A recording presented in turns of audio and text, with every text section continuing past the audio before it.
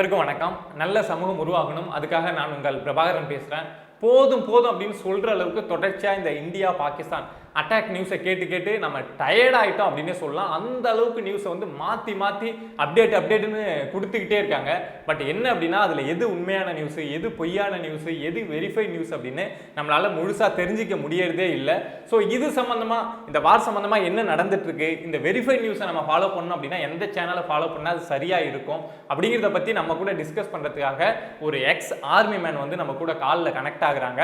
So நீங்கள் இதை ஃபுல்லாக கேட்டிங்க அப்படின்னா என்ன நியூஸ் வந்து மீடியாவில் பரப்பப்படுது, உண்மையாக இந்த அட்டாக்ல வந்து என்ன நடந்துட்டு இருக்கு அப்படிங்கிற விஷயத்த உங்களால் முழுசாக புரிஞ்சிக்க முடியும். அந்த ஆடியோவை கேட்கறதுக்கு முன்னாடி நீங்கள் செய்ய வேண்டிய விஷயம் என்ன அப்படின்னா, பிரபா டாக்ஸ் சேனலில் பொலிட்டிக்கல் பேசினா மட்டும்தான்ப்பா நம்ம பார்ப்போம் அப்படின்னு நம்மளுடைய உறவுகள் இல்லாமல் மற்ற டாபிக் எடுத்து நம்ம எக்ஸ்ப்ளோர் பண்ணாலும் அதுக்கும் நீங்கள் சப்போர்ட் பண்ணீங்கன்னா மட்டும்தான் நம்ம நடக்கக்கூடிய எல்லா விஷயங்களையும் எடுத்து பேச முடியும். நீங்கள் இதெல்லாம் பார்த்தா மட்டும்தான் அல்காரிதம் வந்து நமக்கு சப்போர்ட் பண்ணும். அப்போ தான் நம்ம நிறைய டாப்பிக்கை வந்து நம்ம சேனலுக்குள்ளே கொண்டு வர முடியும். ஸோ நீங்கள் சப்போர்ட் பண்ணுவீங்க அப்படின்னு நம்புகிறேன். பொலிட்டிக்கலும் நம்ம பேச தான் போகிறோம். பட் அதுக்காக இதை மாதிரி முக்கியமான விஷயங்களை பேசாமல் கடந்து போகிறது அப்படிங்கிறது ரொம்ப தவறாக இருக்கும்ல. ஸோ பேசுகிறோம், நீங்கள் சப்போர்ட் பண்ணுங்கள், சப்ஸ்கிரைப் பண்ணுங்கள். முடிஞ்சால் உங்களுக்கு தெரிஞ்சவங்களுக்கு இந்த வீடியோவை ஷேர் பண்ணி விடுங்க. நன்றி. ஒரு வார்னு எடுத்தாச்சு அப்படின்னா அதுல வந்து மிஸ்இன்ஃபர்மேஷன் அப்படிங்கிறது ரொம்ப ரெண்டு சைடுமே பரப்புவாங்க. அது இந்தியாவா இருக்கட்டும் இல்ல பாகிஸ்தானா இருக்கட்டும், ரெண்டு சைடுமே பரப்புவாங்க. ஓகேவா? அப்படி பரப்புறப்போ அத வந்து எதை நம்பணும் நம்ப கூடாது அப்படின்னா, நீங்க அதுக்கு ஏஜென்சிஸ் இருக்காங்கல்ல. இப்போ ஆர்மில டெய்லி வந்து பார்த்தீங்கன்னா எக்ஸ்டர்னல் அஃபேர்ஸ் சொல்லுவாங்க, வெளியுறவுத்துறையில வந்து டெய்லி வந்து கொடுக்குறாங்க மெசேஜ். அந்த press meet 2 lady canals and வெளியுறவுத்துறை செயலர் 3 பேர் சேர்ந்து டெய்லி பிரஸ் மீட் கொடுக்குறாங்கன்னா நீங்க அதை மட்டும் நம்பினா போதும். மற்றபடி வேற எந்த ஒரு இன்ஃபர்மேஷன் நம்ப தேவையில்லை. ஏன்னா பாகிஸ்தான் வந்து இந்த மிஸ்இன்ஃபர்மேஷன்ல ரொம்ப அட்வான்ஸா இருப்பாங்க. ஏன்னா அவங்களுக்கு வந்து இப்ப மக்கள் எங்கேயாச்சும் ஒரு இடத்துல கூடணும். ஓகேவா? அப்படி கூடுறப்போ மட்டும்தான் அவங்க வந்து அந்த இடத்துல வந்து சப்போஸ் ஏதாச்சும் ஒரு அட்டாக் பண்ற மாதிரி இருக்கும். மொத்தமா மக்களை சாகடிக்கிறதுக்காண்டி அவங்க என்ன பண்ணுவாங்கன்னா, இந்த பெட்ரோல் பம்ப்ல பெட்ரோல் வந்து தீர்ந்து போயிடுச்சு இந்தியால, அதனால நீங்க சீக்கிரம் பெட்ரோல் பம்ப்ல போய் பெட்ரோல் போட்டுக்கோங்க. நம்ம மக்கள் நம்ம சொல்றதை நம்ப மாட்டாங்க, வேகமா ஓடுவாங்க. இப்போ நீங்க கொரோனா காலத்திலேயே பாத்தீங்கன்னா இதே வேலைதான் பார்த்தாங்க. வீட்டை விட்டு வெளியே போகாதீங்கன்னா கேட்க மாட்டாங்க, மொத்தமா போயிட்டு என்ன பண்ணுவாங்க, ரேஷன் கடையில் நிற்பாங்க, அது மாஸ்க்கும் போட மாட்டாங்க. அந்த மாதிரி வேலைகள் தான் இப்போ நடக்குது. ரேஷன் கடையில போய் வாங்குங்க, பெட்ரோல் பம்ப்ல போய் பெட்ரோல் போடுங்கன்னு சொல்லிட்டு மிஸ்இன்ஃபர்மேஷன் ரொம்ப பரப்பிட்டே இருக்காங்க. இது யாரும் எதுவும் நம்ப வேண்டாம். ஆல்ரெடி இது கவர்மெண்ட்டும் சொல்லிட்டாங்க, பெட்ரோலியத்துறையில இருந்தும் வந்து அந்த எண்ணெய் கிணறு நிறுவனங்களும் சொல்லிருச்சு எங்ககிட்ட எல்லாமே ஸ்டாக் இருக்கு, யாரும் பதறாதீங்கன்ட்டு. ஆனா கூட நம்ம மக்கள் கேட்க மாட்டாங்க. இப்போ என்ன அந்த ராணுவத்தோட அந்த வெளியுறவுத்துறை செயலாளர் என்ன குடுக்குறாங்க அதை நம்பினா போதும். அதை விட்டு எல்லாம் இந்த இன்வெஸ்டிகேஷன் ஜேர்னலிசம், நான் அதை பண்றேன் இதை பண்றேன்னு என்னத்தையாச்சும் போய் சொல்லிட்டே இருப்பாங்க. அதை நம்ப வேண்டிய அவசியமே கிடையாது. இப்போ என்ன சிச்சுவேஷன்ல சார் இருக்கு? ஏன்னா 2 நாளா கண்டினியூஸா நம்ம ட்ரோன் அட்டாக் பாகிஸ்தான் ட்ரை பண்றாங்க அப்படிங்கிற விஷயத்தை கேள்விப்படுறோம். இந்தியா அதை நியூட்ரலைஸ் பண்ணிட்டே இருக்காங்கன்னு பாக்குறோம். பட் இப்போ என்ன ஸ்டேட்டஸ்ல சார் இருக்கு சார்? இப்போ ஸ்டேட்டஸ் அப்படிங்கறது நேத்து அவங்க நம்ம ஆர்மி சொன்னதை மட்டும் தான் நம்ம வெளியே சொல்ல முடியும் சார். வெளியே அதை விட்டு அவங்கள விட்டு நம்ம எதுவும் அட்வான்ஸா பேசக்கூடாது, அது தப்பு இல்ல. ஆனா நிறைய சேனல்ஸ் வந்து ஆர்மி சொல்றதுக்கு முன்னாடியே நிறைய விஷயங்கள் என்ன அனலைஸ் பண்ணி வெரிஃபை பண்ணி சொல்ற மாதிரி பேசுறாங்க. அது எல்லாமே பொய்.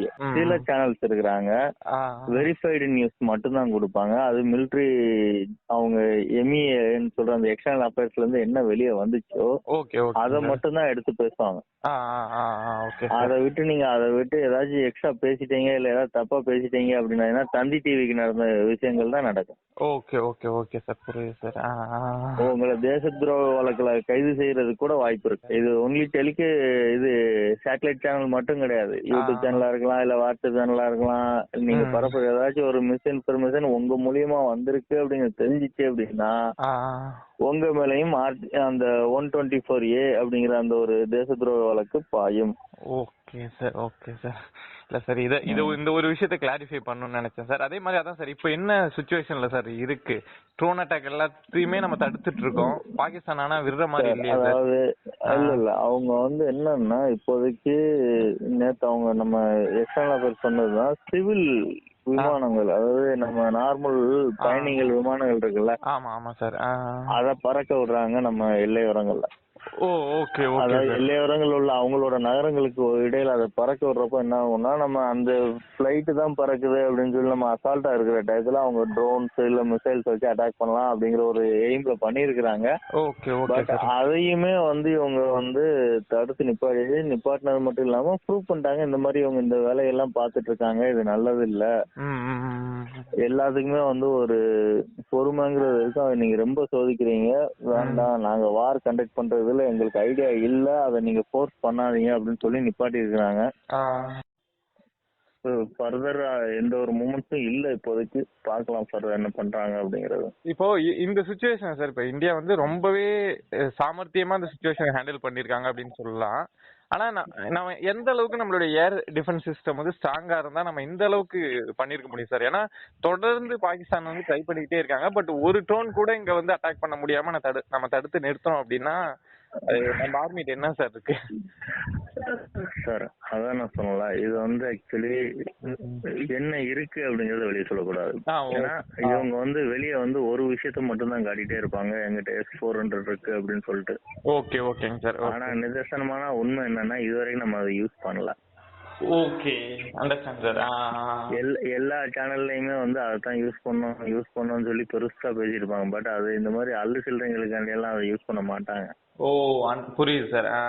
ஏன்னா அதோட காஸ்ட் ரொம்ப ஜாஸ்தி, ஓகேவா? அப்படிங்கிறப்போ அதெல்லாம் வந்து இவனு இந்த மாதிரி சில்லற வேலைங்களுக்கு எல்லாம் யூஸ் பண்ணிட்டு இருந்தாங்கன்னா நம்ம தான் எக்கனாமிக்கலி ரொம்ப டேமேஜ் ஆகும். ஓகே ஓகே ஓகேங்க சார். ஓகேவா? அது வந்து ஒரு இன்டர்நேஷனல் வாரா நம்ம டிக்ளேர் பண்ணிட்டோம் அப்படிங்கிற டயத்துல மட்டும்தான் அது பெரிய அரக்கன், அந்த அரக்கனை வெளியெடுப்பாங்க. அது வரைக்கும் சின்ன சின்ன விஷயங்களை வச்சுதான் மெயின்டைன் பண்ணிருப்பாங்க. கரெக்டா சொல்லணும் அப்படின்னா 1970 அந்த டயத்துல ரிட்டையர்டான ஒரு கன் எடுத்து அதை இப்போ லேட்டஸ்டா ரெடி பண்ணி டெக்னாலஜியோட ரெடி பண்ணி அதை வச்சுதான் வந்து இவங்களோட ட்ரோனை அடிச்சு தூக்குனாங்க. ஓ ஓகே புரியுது. அதுக்கப்புறம் நம்மகிட்ட இருக்கிற அந்த ஆகாஷ் ஸ்ரீர்னு சொல்லிட்டு ஒரு இது இருக்குது. ஓகே ஓகே ட்ரோன் அதுவும் வந்து நம்ம ஏர் டிஃபென்ஸ் சிஸ்டம் தான். ஓ ஓகே இந்தியாலயே தயாரிச்சது. இந்த ரெண்டும் தான் இப்போதைக்கு வந்து ரொம்ப தீவிரமா ட்ரை பண்ணி அவங்கள வந்து அடிச்சு காலி பண்ணாங்க. ஓகே மற்றபடி வந்து S-400 எல்லாம் வந்து இது வரைக்கும் யூஸ் ஆகல. ஜஸ்ட் என்னன்னா அவங்கள இதுல நிப்பாட்டி வச்சிருக்காங்க. எல்லாமே வந்து நார்தன் பார்டர்ஸ்லயும் ஒண்ணு வந்து சைனா பார்டர்லயும் நிப்பாட்டி வச்சிருக்காங்க. Okay okay sir. அது உங்களுக்கு ரேடார் ஒர்க் ஆகும். பட் அந்த ரேடார்ல கண்டுபிடிச்சு சொன்னதுக்கு அப்புறமா இவங்க வேற விஷயத்த வச்சுதான் அடிக்கிறாங்களே வந்து S-400 எல்லாம் வந்து யூஸே பண்ணல. ஓகே புரியுது சார். இந்த விஷயத்த யாருமே எக்ஸ்போஸ் பண்ணவே இல்லை சார். புரியுது. நம்மகிட்ட இருக்கு அப்படிங்கறத காட்டினா போதும் சார், அதுலயே பாதி பேர் பயந்துருவான். புரிஞ்சுக்க முடியுது சார். ஈவன் நம்ம அதை வாங்க போற கொஞ்சம் அமெரிக்கா வந்து ரொம்ப இது பண்ணாங்க, நீங்க அதை வாங்க கூடாது, வாங்கினா நாங்க உங்க மேல எக்கனாமிக்கலி பேன் அடிப்போம்லாம் சொல்லி பார்த்தாங்க. அடிச்சுக்கோ அப்படின்னு சொல்லிட்டு தான் இவங்க வாங்கியாச்சு. ஓகே ஓகே புரியுது சார். ஏன்னா அந்த உக்ரைன் வார்ல வந்து அது ரொம்ப தீவிரமா இருந்தது. எல்லா நாட்டு போர் விமானங்களும் என்னமோ பண்ணி பாருங்க ரஷ்யா மேல. பட் அவன் நீட்டா அதை ஆக்டிவேட் பண்ணி வச்சுட்டான், ஒண்ணு யாராலையும் எதுவும் பண்ண முடியல.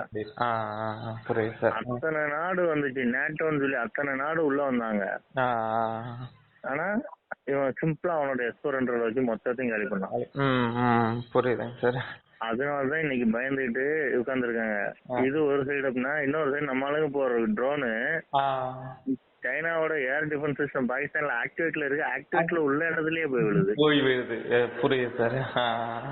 அந்த அளவுக்கு தான் அவங்களோட இருக்கு. அதனால ஒரு பயம் இவங்க எல்லாத்துக்குமே, ஐயோ இவங்க தேவையில்லாத விஷயத்த கொண்டு வந்து உள்ள நிப்பாட்டி வச்சிருக்காங்கடாங்கிற பயம்.